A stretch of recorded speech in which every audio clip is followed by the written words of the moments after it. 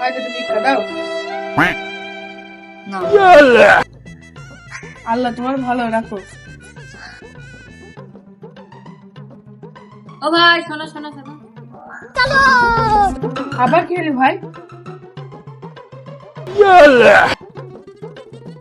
আল্লাহ তোমার ব্যবসায় উন্নতি দিন। ও ভাই আর একটু শোনো। আবার কি হইলো?